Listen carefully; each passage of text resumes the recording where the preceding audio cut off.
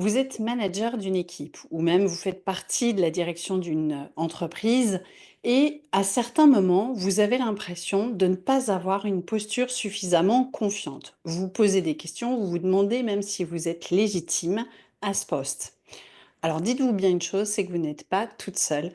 Et justement, aujourd'hui, je vais vous présenter trois piliers qui vont vous aider à renforcer votre confiance en vous et à développer votre posture de leader légitime. Alors c'est parti.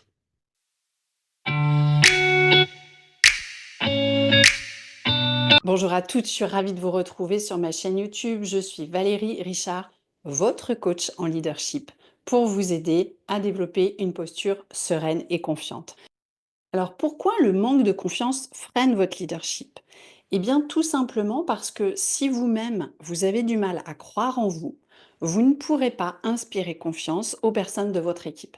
Vous allez peut-être avoir du mal à exprimer vos attentes, vous aurez peut-être de la difficulté à fixer certaines limites et donc à inspirer confiance pour que votre équipe vous suive presque les yeux fermés en se disant: «Cette personne-là, on a confiance, on sait que ce qu'elle nous demande, c'est possible et donc on y va». Là, en l'occurrence, si vous doutez de vous-même, forcément, votre équipe doutera aussi de vous. Alors, les 3 piliers que je veux vous partager aujourd'hui et qui vont vous aider à renforcer votre posture de leader, premièrement, ça va être d'avoir des fondations solides. C'est la base. Et qu'est-ce que j'entends par fondation solide? C'est déjà de bien vous connaître, d'identifier quelles sont vos valeurs, qu'est-ce qui est important pour vous, à quoi vous dites oui, à quoi vous dites non. Mais aussi de pouvoir connaître quels sont vos talents, vos dons naturels. C'est aussi pour ça que j'adore utiliser un outil comme le Human Design, qui est un outil de connaissance de soi et qui permet d'identifier beaucoup plus rapidement les prédispositions qui sont les vôtres pour vous dire: «Je peux me faire confiance, je peux compter sur moi parce que j'ai telle qualité, j'ai telle capacité, j'ai telle compétence». Donc ça, c'est vraiment la première chose, c'est le pilier numéro un. Le deuxième, c'est d'avoir une communication affirmée. Donc simplement de pouvoir exprimer clairement son message, de pouvoir fixer certaines limites, de pouvoir dire aussi clairement ce qu'on attend en termes de résultats, en termes de comportement et d'assumer pleinement, cette vision que l'on peut avoir et que l'on exprime.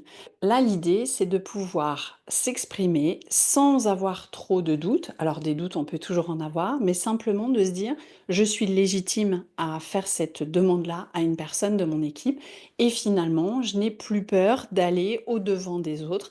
Peut-être de faire face à des, réactions difficiles ou peut-être de faire face à des situations de conflit. Finalement, je suis affirmée, je suis claire dans ce que j'attends, je l'exprime clairement et s'il y a des questions, s'il y a, des résistances, eh bien, je vais, savoir les gérer parce que je me fais confiance et que je sais que je peux le faire. Et le troisième pilier, c'est de passer à l'action.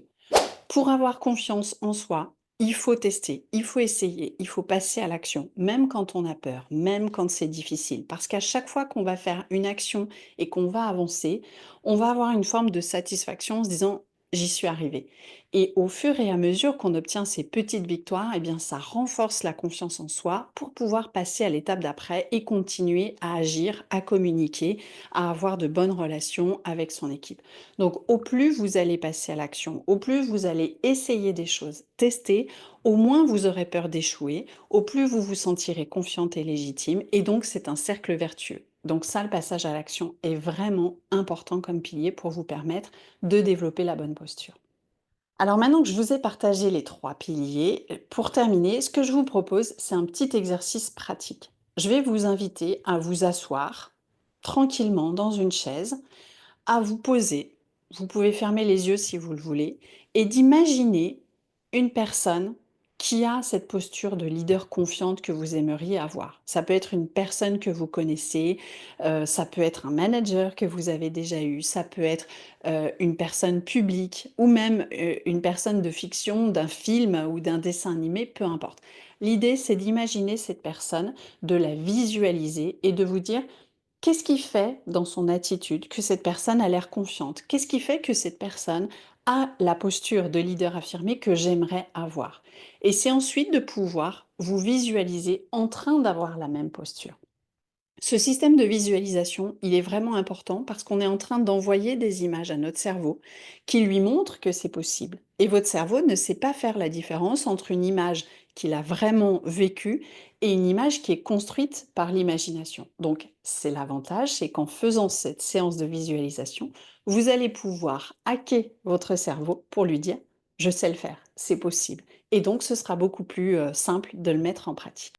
Alors, n'hésitez pas à me dire en commentaire comment ça résonne pour vous cet exercice, qu'est-ce que ça a donné comme résultat, et puis si vous avez envie d'aller plus loin et que vous sentez que vous avez besoin d'être accompagné sur ce sujet-là, eh bien, n'hésitez pas à me contacter, je vous mets le lien dans la description.